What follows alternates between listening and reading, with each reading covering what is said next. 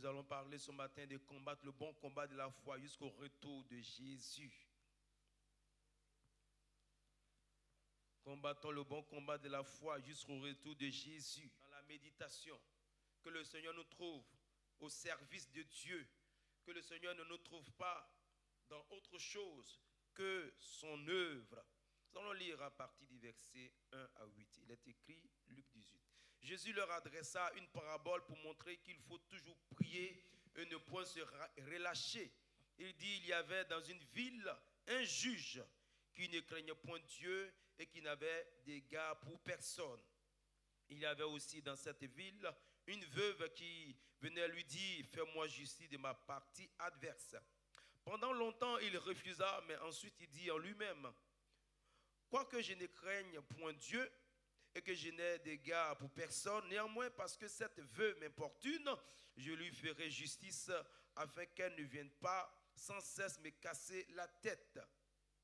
Le Seigneur ajouta, entendez ce que dit le juge inique. Dieu ne fera-t-il pas justice à ses élus qui crient à lui jour et nuit, établira-t-il à leur égard? Je vous le dis, il leur fera promptement justice. Mais quand le Fils de l'homme viendra, trouvera-t-il la foi sur la terre? Voilà.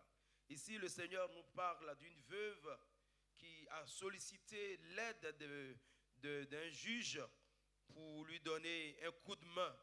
Voilà. Et cette dame a persévéré dans sa requête auprès de ce juge. Elle a persévéré. Au début, le juge ne voulait rien entendre, il ne l'écoutait pas. Voilà, mais nous avons vu que quand elle a persévéré, le juge s'est ressaisi et il lui a donné ce qu'elle a demandé. La Bible dit ici que le Seigneur voulait nous encourager à persévérer dans toutes choses. Voilà, dans la prière, mais je dirais aussi en toutes choses. Lorsque nous persévérons, le Seigneur agit. Il prend l'exemple d'un être humain qui finit par ouvrir la porte. Si tu te mets devant la porte de quelqu'un et que tu tapes, même si au début il résiste, il finira par ouvrir pour te demander ce que tu veux. Et le Seigneur voudrait que nous soyons des chrétiens persévérants en ces temps de la fin. Il nous donne l'exemple de cette femme afin que nous aussi, nous puissions comprendre que si l'homme peut céder devant la persévérance, Dieu le fera aussi.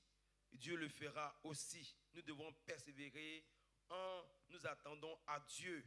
Et le Seigneur va nous accorder ce que nous avons demandé. Souvent nous prions et après nous relâchons dans la prière. Souvent nous prions et après nous laissons. Nous oublions souvent le sujet pour lequel nous avons prié. Mais quand nous prions pour un sujet, nous devons persévérer. Quel que soit le temps que ça va mettre, nous devons continuer à prier, surtout si c'est un sujet important. On ne prie pas de temps en temps, on prie pour le sujet continuellement. Cette dame, elle a persévéré,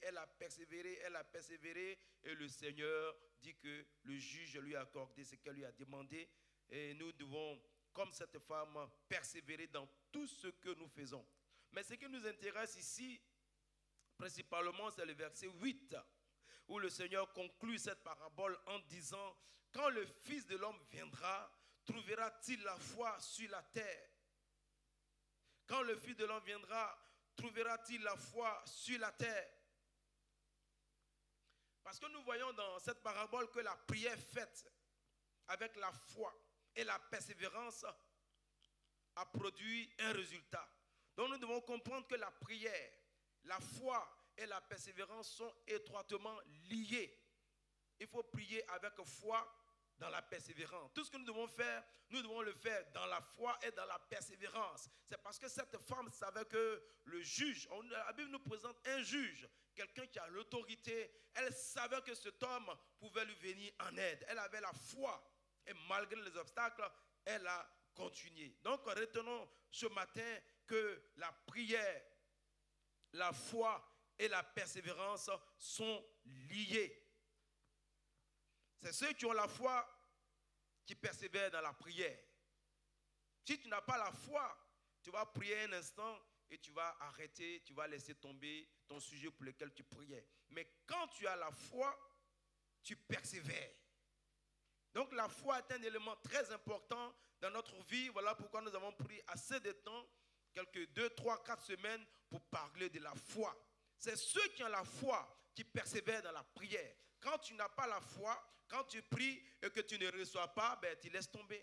Mais quand tu as la foi, tu peux prier pendant 1 mois, tu peux prier pendant 1 an, tu peux prier pendant 3 ans, tu peux prier jusqu'à ce que le Seigneur t'accorde ce que tu lui as demandé. Alléluia. Nous devons persévérer dans la prière parce que nous sommes animés et remplis de foi. Voilà pourquoi nous disons que c'est ceux qui ont la foi qui persévèrent dans la prière parce qu'ils savent que le Seigneur finira par répondre à leur prière.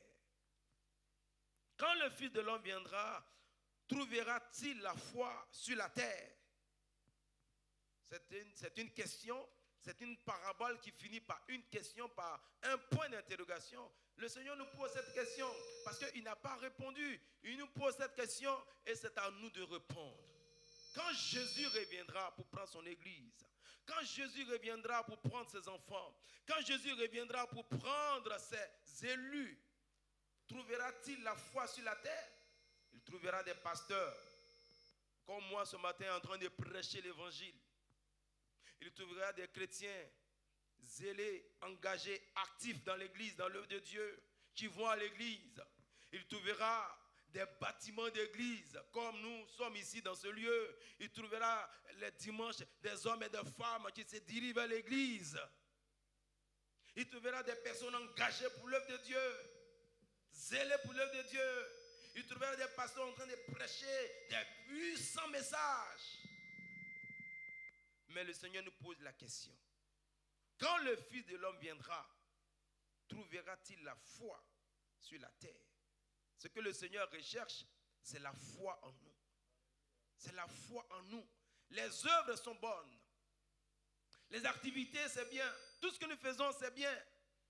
Mais Dieu recherche en nous la foi. Est-ce que le Fils de l'homme, quand il viendra, il trouvera la foi sur la terre? Le Seigneur nous pose cette question parce qu'il sait que dans les temps à venir, où un temps viendra, où vers la fin des temps, nous allons traverser des moments difficiles. Si le Seigneur pose cette question, c'est parce que le Seigneur sait qu'un temps viendra où les chrétiens seront fatigués, où nous allons traverser des moments difficiles. Et dans ces moments difficiles, si nous ne faisons pas attention, nous allons perdre la foi. Nous allons venir à l'église, mais nous allons perdre la foi. Nous allons prier, mais nous allons perdre la foi. Le Seigneur nous met en garde. Le Seigneur nous rappelle ce matin qu'il est important d'avoir la foi. Quand le Fils de l'homme viendra, trouvera-t-il la foi sur la terre?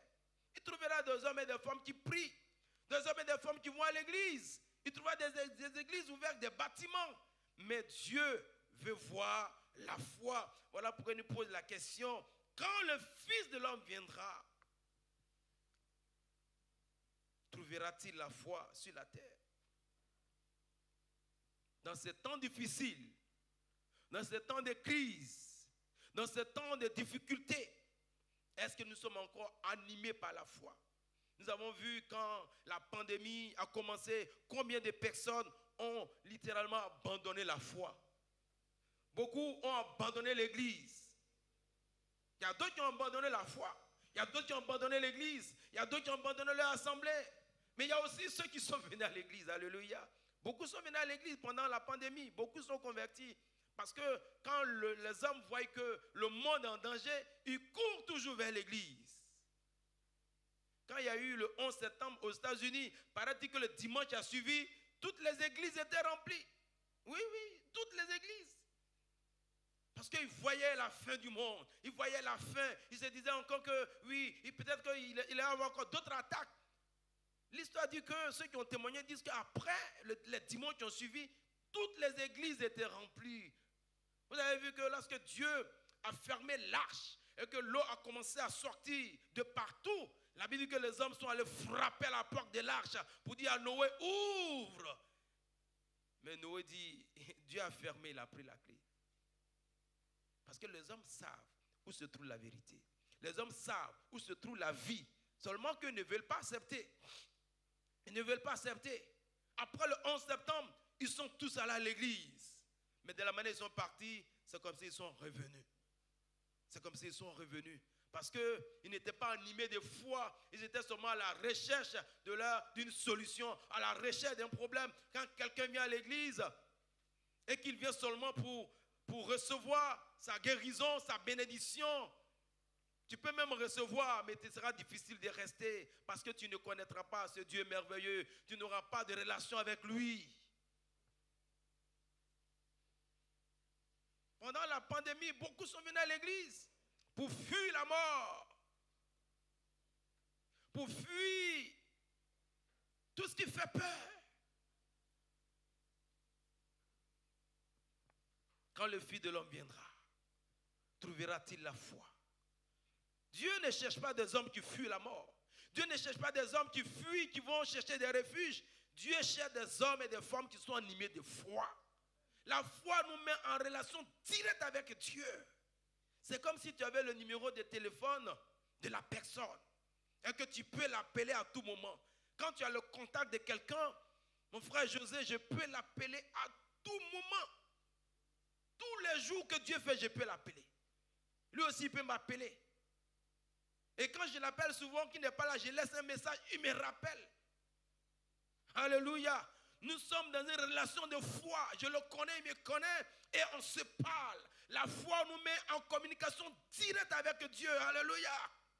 Même si nous ne le voyons pas physiquement, mais je sais que mon frère il hésite, je sais qu'il est à la maison, il est au travail. Ça c'est la foi. Alléluia.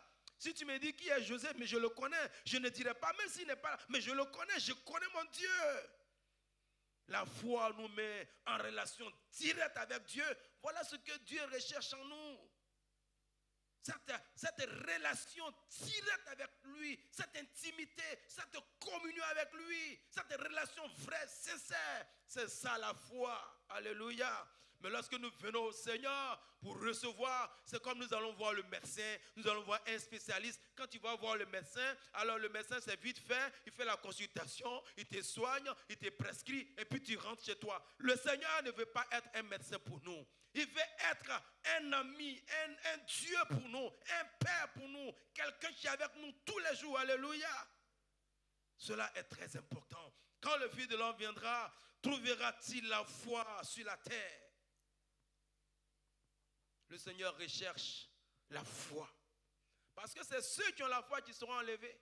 C'est ceux qui ont la foi qui vont entendre le son de la dernière trompette. La dernière trompette, l'avant-dernière trompette, c'est ce que nous entendons ce matin. Toute la fois que nous entendons la parole de Dieu, c'est une trompette qui retentit. Toute la fois que tu entends la parole de Dieu, c'est une trompette qui retentit. Toute la fois que tu lis la Bible, c'est une trompette qui retentit. La Bible dit au son de la dernière trompette, ça sera ce dernier message. Et ce dernier message, c'est Dieu lui-même, c'est Jésus lui-même qui va proclamer ce message. Et les vivants vont l'entendre. Ceux qui ont la foi vont l'entendre. Ces enfants vont l'entendre. Et ils seront préparés. Ils seront transformés. Et ils seront enlevés. La Bible dit, en un clin d'œil, en un instant, ils vont monter dans les airs à la rencontre du Seigneur.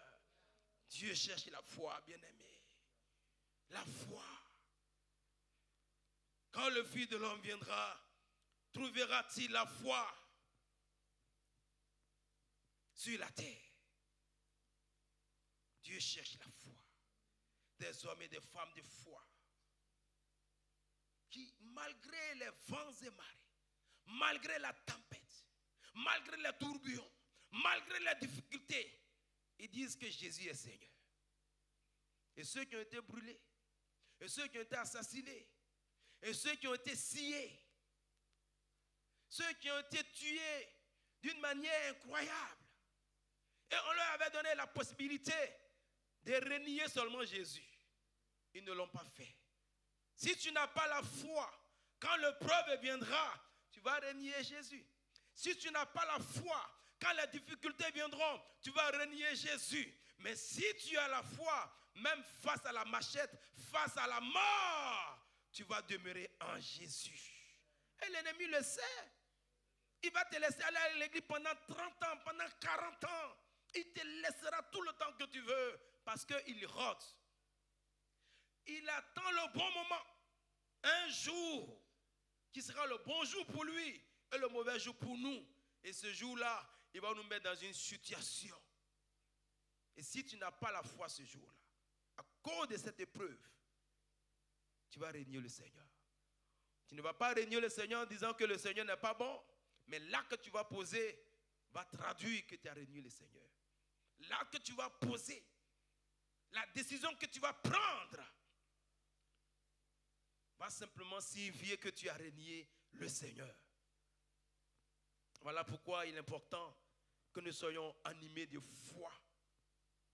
La Bible dit dans 1 Timothée, le chapitre 4, le verset 1. 1 Timothée 4, 1. Il dit, mais l'Esprit dit expressément que dans les derniers jours, quelques-uns abandonneront la foi pour s'attacher à des esprits séducteurs, à des doctrines de démons. Et nous sommes dans ces derniers jours, nous sommes dans ces derniers temps. Voilà pourquoi tout ce que nous voyons souvent, ne soyez pas étonnés sur les réseaux sociaux. Il y en a qui disent des choses, même tu te demandes, mais lui là, si c'est la Bible, il utilise, c'est ça. C'est ça les doctrines des démons. Ils vont prêcher Christ, mais avec des doctrines de démons.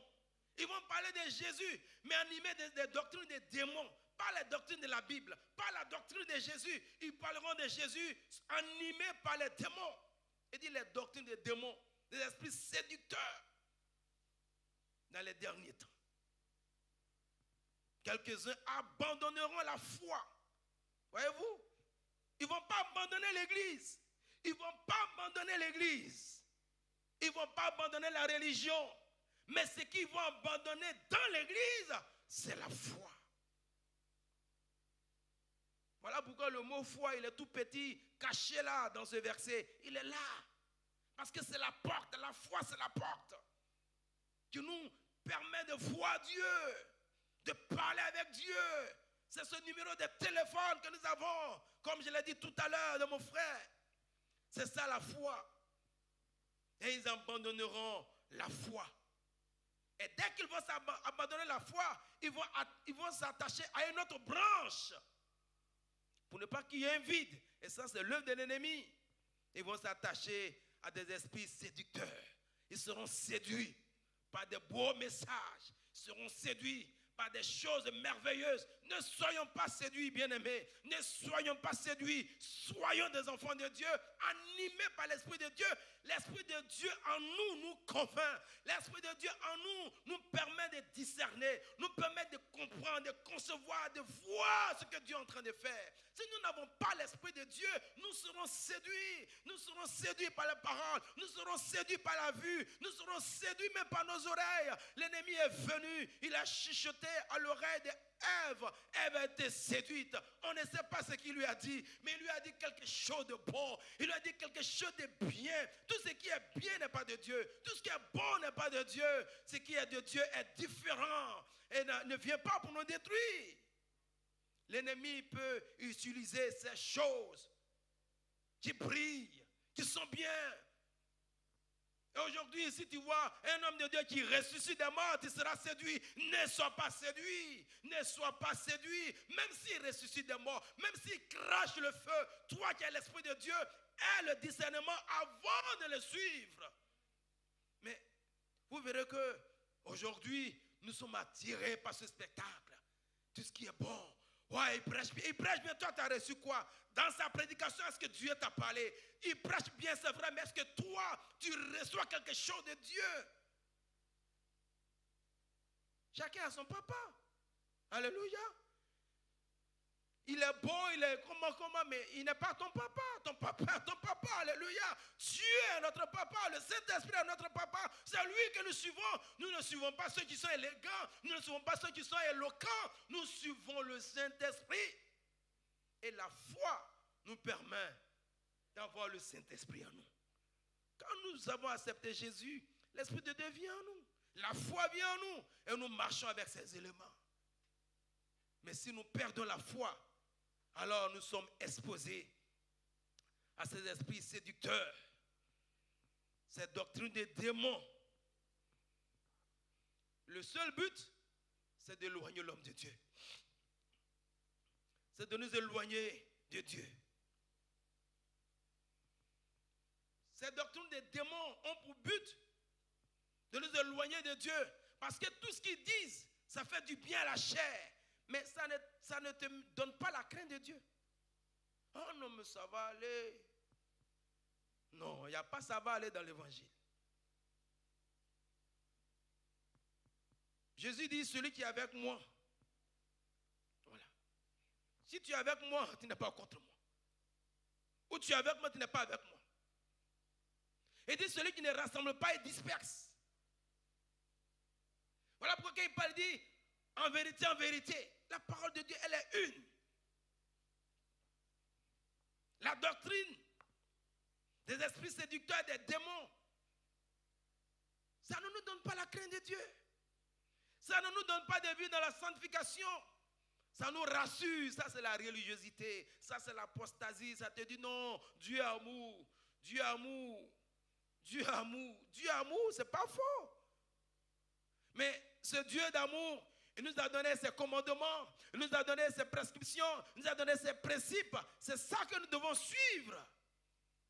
Oui, mon papa, il est gentil. Si ton papa est gentil, et puis toi, tu es là toujours, tu désobéis, papa va se fâcher avec toi. Voici le but que ces esprits séducteurs recherchent, c'est de nous éloigner de Dieu. Enlevant en nous la crainte de Dieu, enlevant en nous l'amour de Dieu, nous amener à vivre dans le désordre. Et on dit que Dieu est amour, tout est permis, on est déjà sauvé. Une fois que tu as accepté Jésus, tu ne seras plus perdu. Si tu as accepté Jésus, que tu l'as régné, mais tu vas perdre la vie. Paul dit, l'autre m'a abandonné, Démas m'a abandonné, Démas a abandonné Paul.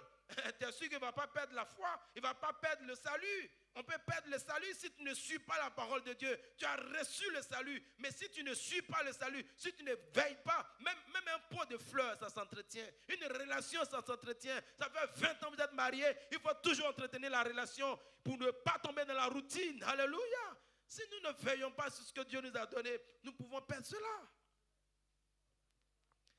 C'est ça les doctrines des démons. Car il viendra un temps. Lorsque nous allons encore dans 2 Timothée, le chapitre 4, le verset 3. Toujours dans la même pensée. 2 Timothée 4, 3 dit, car il viendra un temps. Voilà encore un autre temps. Toujours la fin des temps. Car il viendra un temps où les hommes ne supporteront pas la sainte doctrine, mais ayant la démangeaison d'entendre des choses agréables, ils se donneront une foule de docteurs selon leurs propres désirs. Nous ne suivons pas Dieu pour faire nos propres désirs. La Bible dit que celui qui se met à l'écart cherche ce qui lui plaît. Nous ne suivons pas Dieu pour faire ce qui nous plaît. Nous ne suivons pas Dieu pour faire nos propres désirs. Nous suivons le Seigneur pour faire ses désirs. Nous suivons le Seigneur pour faire sa volonté. Nous suivons le Seigneur pour aller là où nous envoie. Nous suivons le Seigneur pour lui obéir. Alléluia. Mais la Bible dit cela. Car il viendra un temps où les hommes ne supporteront pas la sainte doctrine.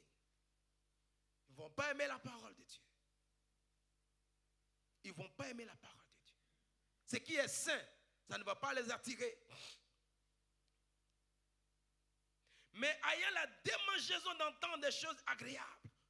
Il n'y a pas un bon message. On veut un bon message. Non, ça c'est l'amusement. Quel bon message. Tu es venu adorer Dieu.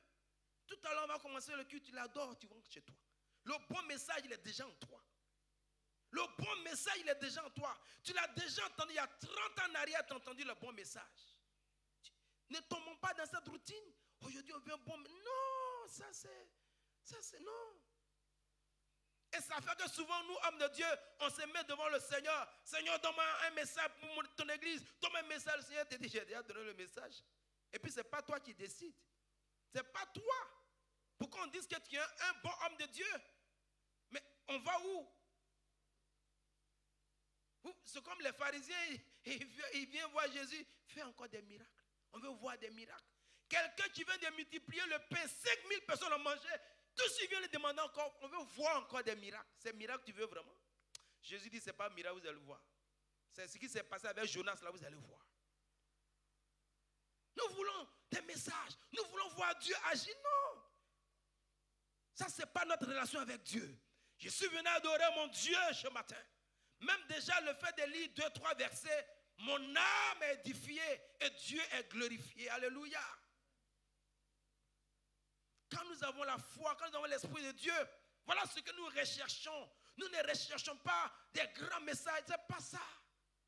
Mais Jésus lui-même de son vivant, il disait des choses, je peux même dire surnaturelles. Mais ceux qui n'avaient pas la foi, ils étaient indifférents. Souvent, même Jésus venait de faire des miracles. Il a guéri un sourd-muet. Ils disent que ça, c'est pas Belzébul l'a fait. C'est pas possible. Comme quelqu'un qui ne veut pas se réveiller, tu vois, le tirer comme il ne va pas se réveiller. La Bible dit que Jésus est allé à Nazareth. Il a tout fait.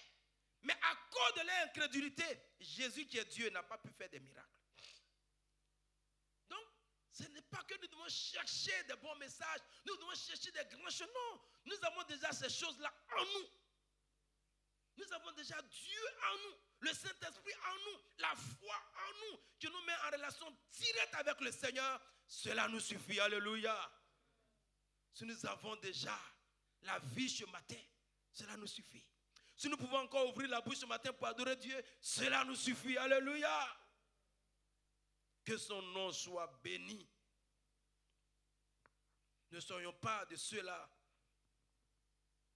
qui ont la démangeaison d'entendre des choses agréables. Ah oui, ça c'est bien dit. Non. Souvent, tu entends Dieu te parler en une phrase, une seule phrase.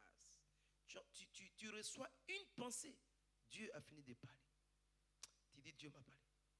Tout le reste là, ça c'est le décor.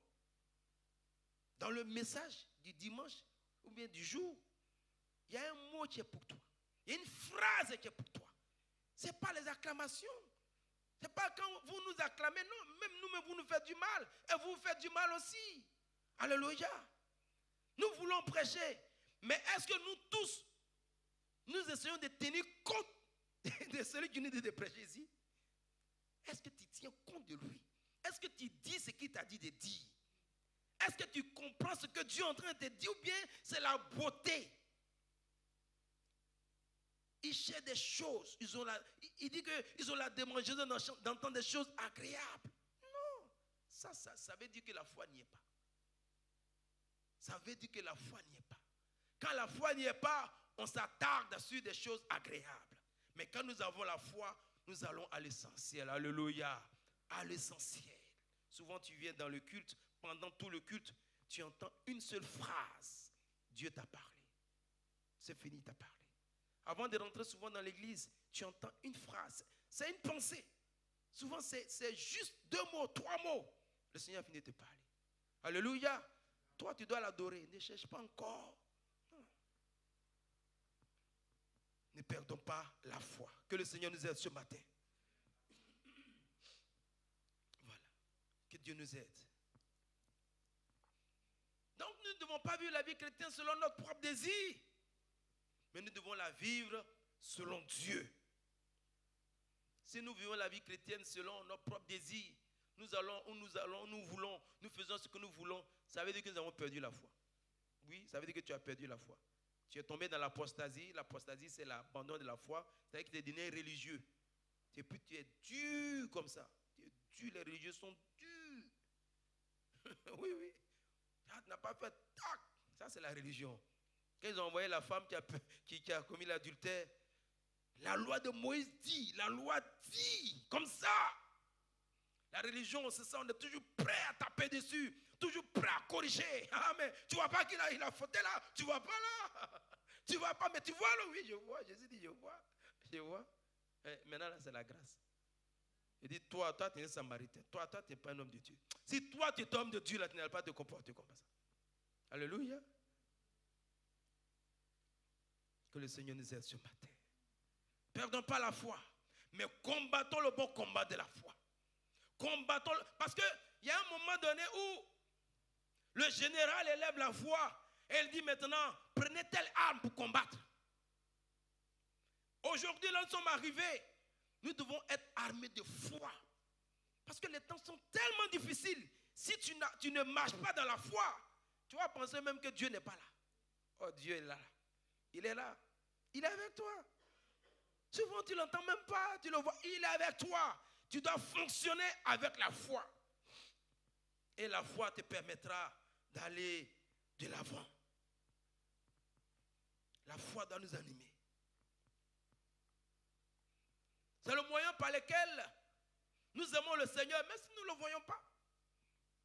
Dans 1 Pierre, le chapitre 1, le verset 8. 1 Pierre 1, 8 dit, lui que vous aimez sans l'avoir vu.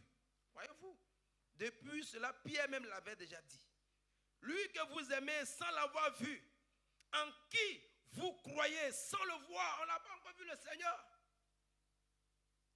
Encore vous réjouissant d'une joie ineffable et glorieuse. La marche de la foi, comme nous avons vu les dimanches passés. Ce n'est pas par la vue, mais nous avons cette foi-là en nous. Il dit parce que vous obtiendrez le salut de vos âmes pour prix de votre foi. La foi te relie au salut. Et nous continuons encore pour dire que la foi est le moyen par lequel nous apportons nos dîmes et nos offrandes. Alléluia. La foi est le moyen par lequel nous apportons nos dîmes et nos offrandes. En tenant compte du sacrifice de Jésus sur la croix. Et là, je vais l'expliquer. Lorsque nous lisons dans Genèse, le chapitre 4, le verset 4 à 5, la Bible nous parle de Abel et Caïn. Abel et Caïn ont fait des offrandes à Dieu. Caïn, lui, il était agriculteur. Il a envoyé le meilleur qu'il pouvait de tout ce qu'il a eu. Si c'était des ignares, si c'était un agriculteur, et c'est dans ce domaine-là, il a fait son offrande à Dieu. Abel, par contre, il était un berger. Et qu'est-ce qu'Abel a fait? Abel, lui, l'a apporté comme offrande à Dieu les premiers-nés de son troupeau. Et il va faire le sacrifice qui va monter vers Dieu. Mais la Bible dit que Dieu a agréé le sacrifice d'Abel, mais Dieu n'a pas agréé le sacrifice de Caïn. Mais pourquoi? Mais les deux ont fait le même sacrifice. Mais les deux ont fait les mêmes offrandes. Mais les deux offrandes ne sont pas de la même nature. La différence, c'est que l'offrande d'Abel est rattachée à ce que Dieu a fait quand Adam et Ève ont péché. Quand Adam et Ève ont péché, Dieu a tué un animal, il a pris la peau de l'animal, le sang a coulé et il a couvert Adam et Ève. Donc, ce monsieur Abel, il a fait son offrande en tenant compte de ce que Dieu a fait, en tenant compte de ce sacrifice. Mais est-ce que ce jour-là, le Seigneur, Dieu avait pris des ignames, des bananes pour faire un sacrifice? C'est un animal qui a été tué. Et nous aussi, lorsque nous faisons, nous apportons nos dîmes, nos offrandes, nous devons tenir compte de quelque chose, de ce que Jésus a fait sur la croix. Nous apportons en tenant compte de ce que Jésus a fait. Qu'est-ce que Jésus a fait? Mais il a donné. Il est mort pour nous. Il s'est sacrifié pour nous. Et je sais que ce que je donne, c'est insignifiant par rapport à ce que le Seigneur a fait pour moi. Je tiens compte toujours de la mort de Jésus, de la résurrection de Jésus, de son sacrifice. Le chrétien doit tenir compte toujours de la mort, de la résurrection de Jésus dans tout ce que nous faisons. Quand on dit l'offrande d'Abel a été agréée par rapport à Caïn, c'est ça. Son offrande était rattachée à ce que Dieu a fait dans le passé. Et nous, notre offrande, nos dîmes, tout ce que nous apportons dans la maison du Seigneur doit être rattaché à l'œuvre de la croix. Pas parce que nous voulons nous faire voir, pas parce que nous ne devons pas être animés par autre chose que ce que le Seigneur a fait pour nous. Alléluia. Je suis là ce matin parce que Jésus m'a sauvé. J'apporte ma dîme, j'apporte mon offrande, j'apporte mes dons parce qu'il a donné plus que ça pour moi. Sinon, si tu ne le fais pas comme ça, viens déposer même des milliards. Ça va servir à l'église, mais ça ne va pas toucher Dieu. Ah, Caïn est étonné. Mais j'ai fait une offrande, une belle offrande. Non, la nature de ton offrande n'est pas spirituel. N'est pas spirituel. Ton frère, par contre, Abel, il était dans la révélation. J'adore le Seigneur. Pas parce qu'on dit adorons le Seigneur. J'adore le Seigneur parce que je me rappelle que c'est celui-là qui m'a racheté. Peut-être même si je ne lui donnais pas ma vie, je ne serais même pas en vie aujourd'hui. Quand je vois que j'ai des promotionnels qui sont morts, j'ai des frères qui ne sont pas en vie, j'ai des connaissances qui ne sont pas en vie, que moi je suis là, ce n'est pas la grâce de Dieu. C'est-à-dire toi seul, toi-même tu te parles. Tu viens dans la maison du Seigneur, tu es venu pour quelque chose. Tu es assis derrière, tu es assis devant, tu es venu pour ton Jésus. Alléluia. Voilà ce qui touche Dieu. Mais Abel, Caïn, il a fait son offrande comme ça. On l'a envoyé, déchargé. Dieu, il n'a pas fait. Dieu ne manque pas d'adorateurs. Dieu ne manque pas de chanteurs. Est-ce que vous avez entendu un ange chanter? Ceux qui ont vu ça dans leur songe, demandez-leur. Un seul ange, quand il chante, la musique qui est au ciel. Donc, Dieu n'est pas en crise de quelque chose. C'est une grâce. On a prédit, si tu te tais, Dieu suscitera des pierres. Si tu ne le fais pas, Dieu va susciter quelqu'un d'autre. Et il va prendre ta place. Donc, c'est une grâce que je tiens le micro.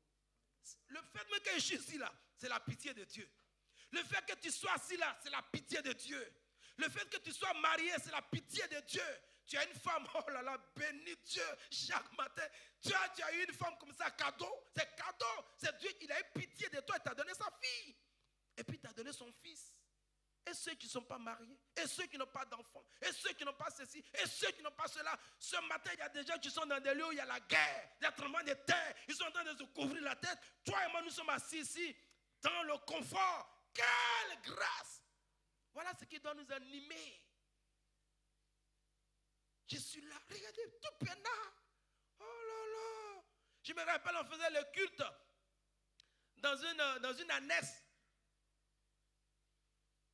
Avec les lampes. Il y avait une lampe seulement, une seule lampe. C'était en Afrique. Une seule lampe dans cette annexe-là.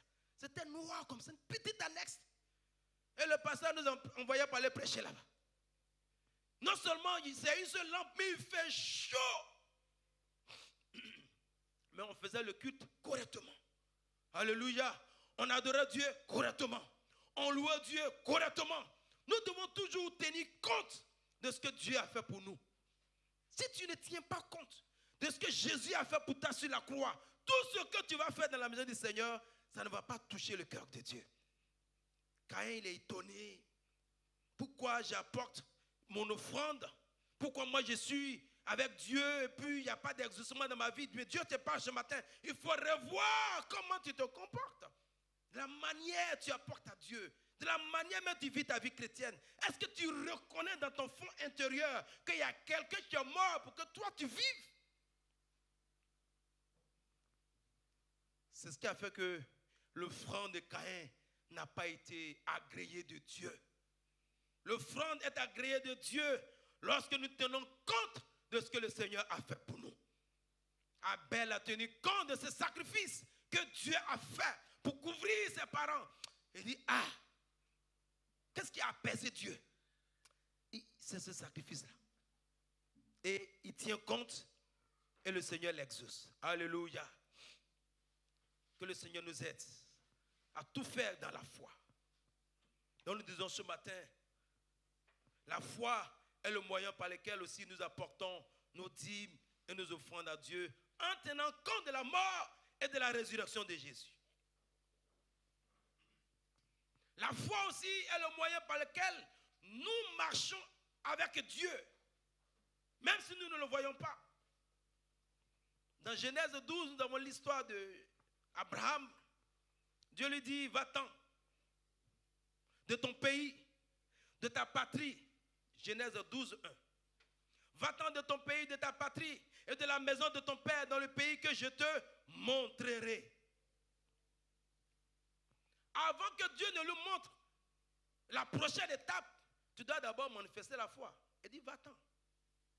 Le Seigneur va toujours très loin avec nous. Le Seigneur veut aller toujours très loin avec nous. Mais d'abord, il faut faire le premier pas. Il dit d'abord, va-t'en. dans le pays que je te montrerai. Qu'est-ce que Abraham va faire? Abraham va se lever et Abraham va partir. Donc avant que Dieu ne lui montre la prochaine étape, Abraham va obéir. Il devait se séparer de la maison de son père, de sa patrie. Il devait se séparer de ce pays-là, se séparer de beaucoup de choses pour pouvoir avancer avec Dieu. Il devait se séparer de ses amis aussi, des fêtes de génération. Il doit se séparer de bien des choses qu'il aimait. Si tu veux suivre Dieu, il y a des choses qu'il faut laisser tomber pour pouvoir continuer la marche.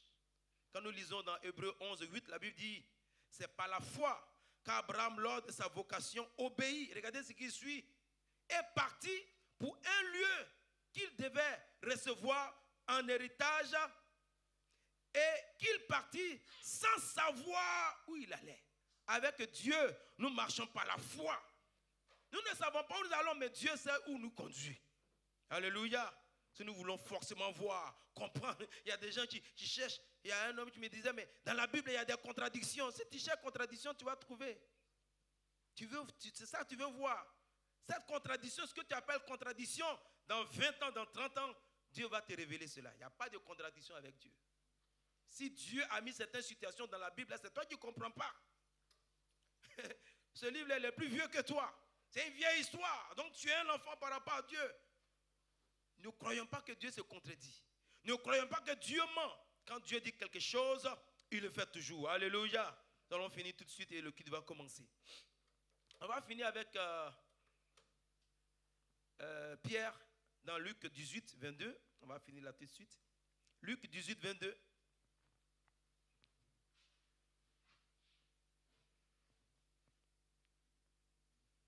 Non, ce n'est pas Pierre. Ici, Luc 18, 22, c'est ce jeune homme-là qui avait tout. Il avait obéi à la parole de Dieu. On va arriver à Pierre tout à l'heure. Il avait obéi à la parole de Dieu et il vient demander au Seigneur qu'est-ce qu'il doit faire pour recevoir la vie éternelle. Jésus lui dit, va, vends tout ce que tu as et puis donne-le aux pauvres. Et la Bible dit qu'il est resté triste. Jésus lui a dit, il te manque encore une seule chose. Ah, une seule chose. Il a observé toute la loi, mais il restait une seule chose. Et souvent dans notre vie, nous avons fait des efforts pour aimer le Seigneur, mais il nous reste une seule chose qui nous tient encore dans la faiblesse, qui nous tient encore dans l'échec. Jésus lui dit, il te reste une seule chose. Que le Seigneur nous aide ce matin à briser avec cette seule chose qui reste dans notre vie. Donc on va finir avec Luc, avec Pierre dans Luc 5 plutôt, Luc 5, 1 à 11. On va finir là. Luc le chapitre 5, le verset 1 à 11. Ici, nous voyons comment la foi a transformé la vie de Pierre. Voilà.